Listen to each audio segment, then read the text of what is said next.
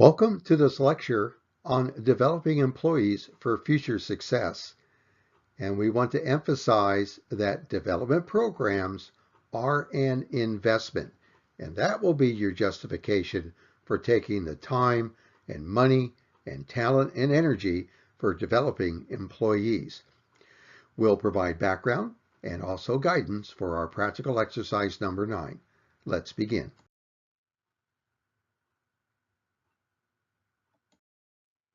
This Matheson-Jackson slide is a little different than what we're used to. Its title is Organizational and Individual Career Planning Perspectives. The organization is on the left, and it is responsible for identifying future needs. What would be the empty spaces coming up? And then developing employees to fill those spaces internally. On the right is the individual career perspective, which means you.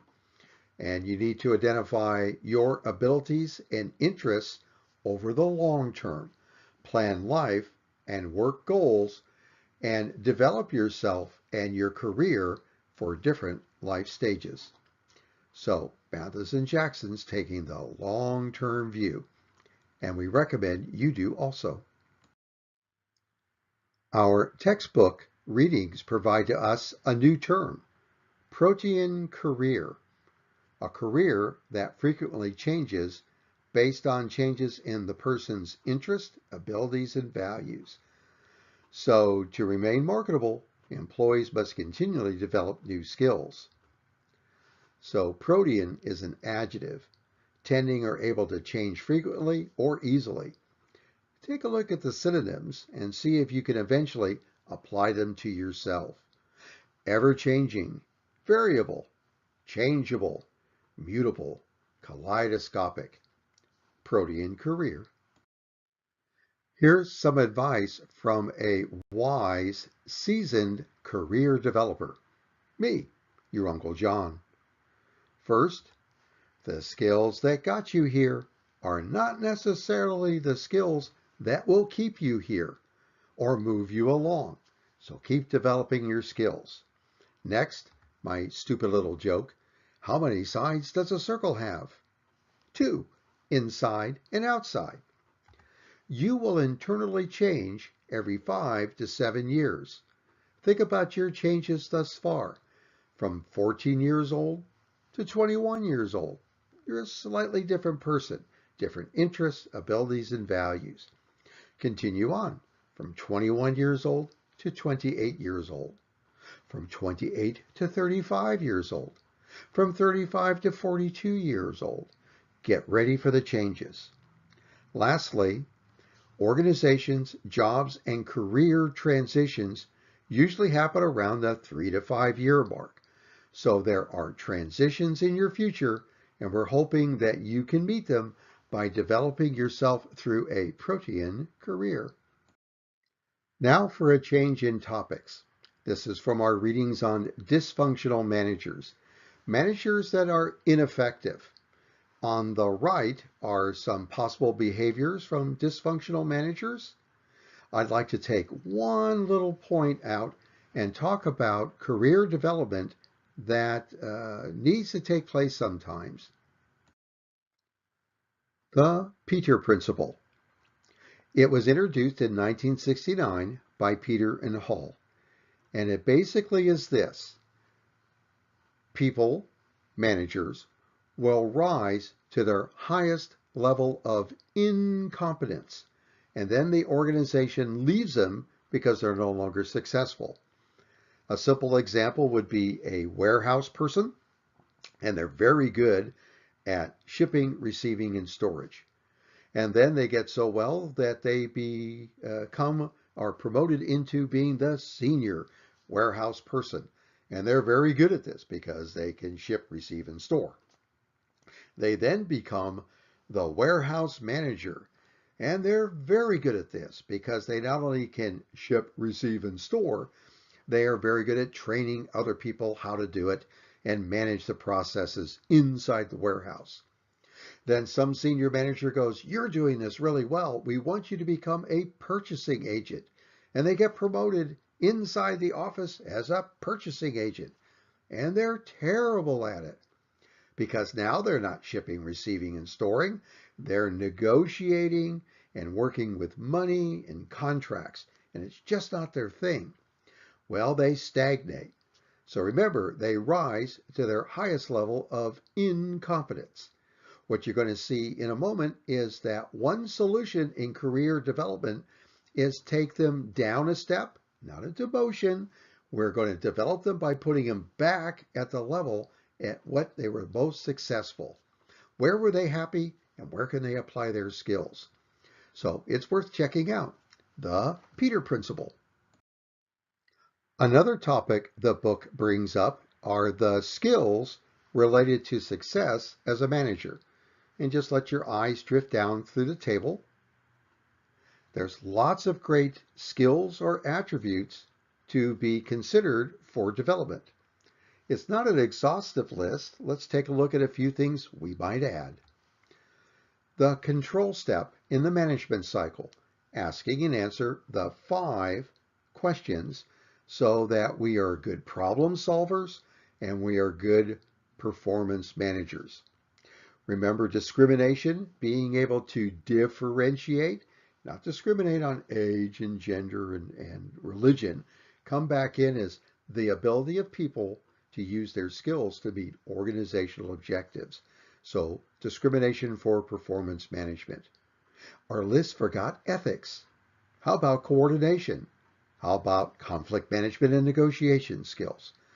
So take a look at the list and ask yourself, what else would you add for the skills and attributes related to success as a manager?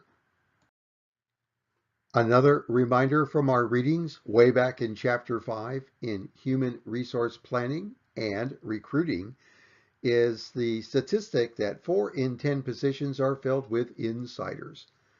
And that would mean that the organization is developing employees inside to fill internal higher level positions. So I'm watching Chapter 5 support Chapter 9. 4 in 10 positions are filled with insiders. Another topic was succession planning.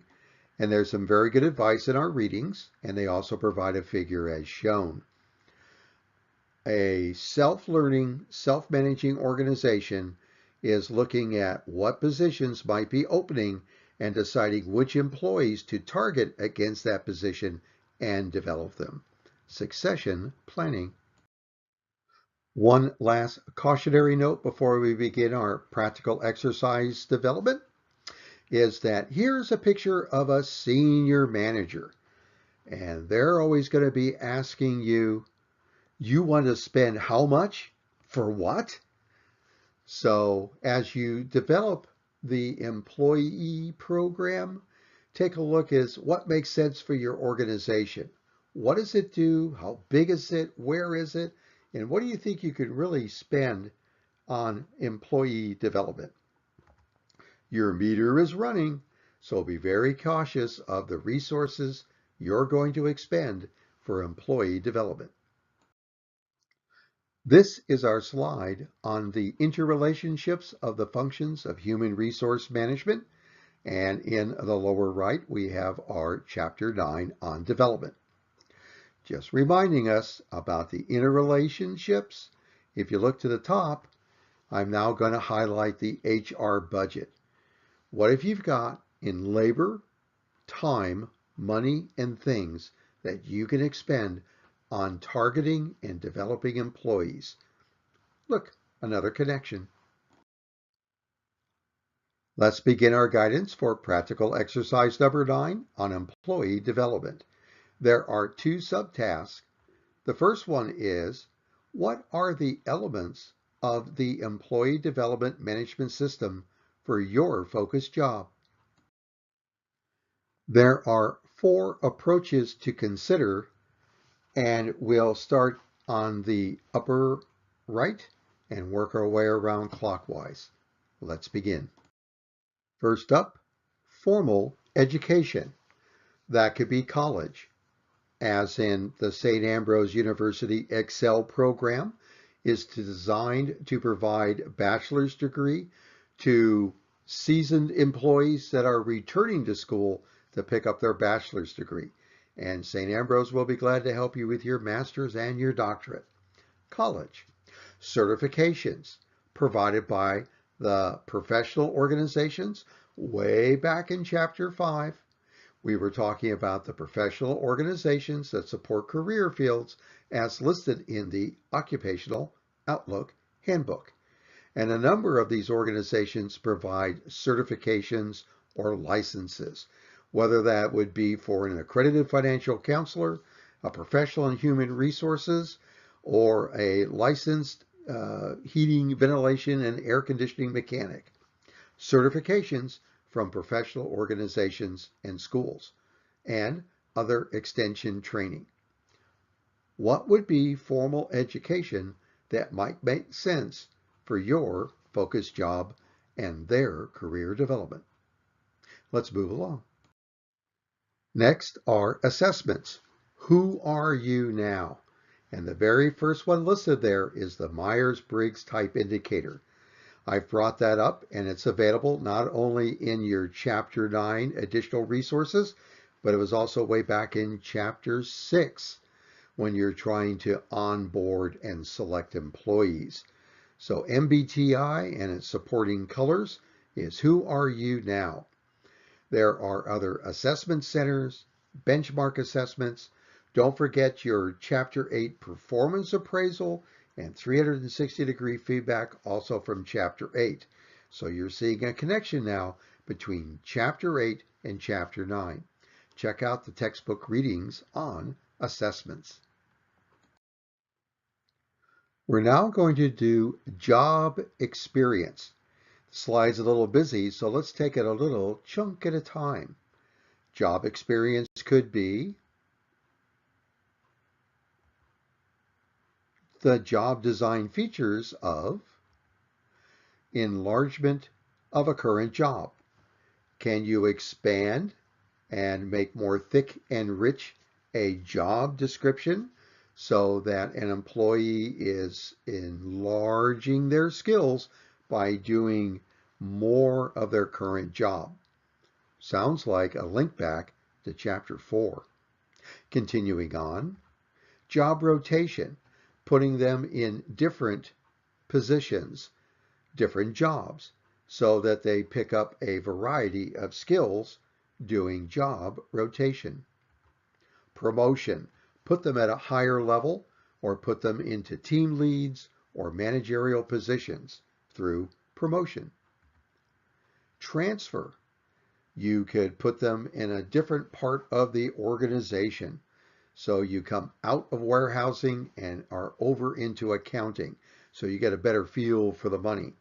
You're taken out of human resources and put temporarily into information technology so that you're more familiar with how we can use information technology to support human resource and its information system. Transfers. A temporary assignment to another organization. An example, United Way receives from various corporations around the community loaned executives so that they get a better feel for operating in the community and picking up skills working in not-for-profits. Actually coordinating with a totally different organization, and you'll be swapping employees and managers. Interesting. A downward move. The Peter Principle. If you've got an employee, a manager, that is struggling in a new position, it's just not them, it's not a good fit, it's not their skills, avoid the Peter Principle. Move them to where they were competent and motivated. So it's not a demotion. Notice we said a downward move, a reassignment back. This is where you are the most productive. Let's get you there. For career development, consider downward moves. And there you have it, job experience. The last quadrant of our diagram is interpersonal relationships, mentoring, and coaching. And there is a difference. The book at this table made the distinction between training and development. Training is for your current job. Development is for a future position, a future job, using any of those varieties that we've seen before.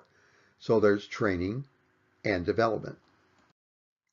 Now that we understand the difference between training and development, let's pick up the interpersonal relationships and the difference between mentor and coach. So again, my stupid little joke, how many sides does a circle have? Two, inside and outside. A mentor is for development because they are an experienced, productive senior employee who helps develop people for a position beyond the current position. It's for a position or job outside the current job. So mentors go with development. Whereas a coach is for the current job, it's inside the circle. And that might be done by a peer, a senior worker, or a manager. Totally different aside. This is not in the textbook. This is just from Uncle John. A coach has a predisposition, because they're your current peer or current manager, to keep you where you're at. Why would they let you go? If you think about it really hard, a manager says, are you good at the skills that solve my problems? Come in and solve my problems. Stay focused on your current job. A mentor, on the other hand, is going, well, let's develop what you've got, but you're also going to need this, this, and this in order to get ahead. Mentors look at the big picture and are ready to move you along. Your coach, your current manager, tends to kind of want to keep you where you're at. They want you really good at your current job and to stay. So, coaches, training, stay, current job. Mentors, big picture, move you along. Look outside your current position and see what your career could look like. See, there is a difference. So mentoring is developing. It's outside the circle. From another textbook that we use periodically here in the course, Kanicki, and it's from Organizational Theory and Behavior, mentioned that, did you know Mentor was the servant for Ulysses? That when Ulysses went off to the Trojan War, it was Mentor, this loyal servant, that raised Ulysses' son. So Ulysses' son grew to be a very good man because of the servant Mentor. And that's where mentoring comes along. So mentoring is a process of forming and maintaining intensive and lasting developmental relationships between a variety of developers and a junior person, proteges. You can see some of the activities that they do, and that it has a way of fulfilling the need for development. It also helps you expand your network. And would you also consider developing mentor relationships, because they make really good references as you move along in your career development? Just a thought. Mentors. So there are the 4 approaches to employee development: formal education, assessments, job experience, and interpersonal relationships, both mentoring and coaching. What elements will you recommend for your organization's policies on employee development, especially for your focused job? The second subtask for the practical exercise is the career development plan or form to support your system. I would like to recommend that you look at these 2 figures in your textbook. One's on the left and one's on the right. And then we sort of blend them together into some sort of form. And it doesn't look like it right now, but these actually are the 3 planning questions. The first one is, where are you going? Goal setting, career goals, next assignments, And what training and development must you have in order to actually get ready and then start fulfilling those next assignments that lead to your career goals? Where are we now? Well, let's take a look at data gathering and feedback on what are your competencies and strengths currently, and what are your areas for improvement that we need to make better. And lastly, how are you going to get there? The action planning and follow-up. So if you would like to ask and answer those 3 planning questions, would you consider on the right the figure that's there? You're more than welcome to modify it to meet your organizational needs and make sense for your focused job. But what would be a form or plan that would help you implement your employee career development?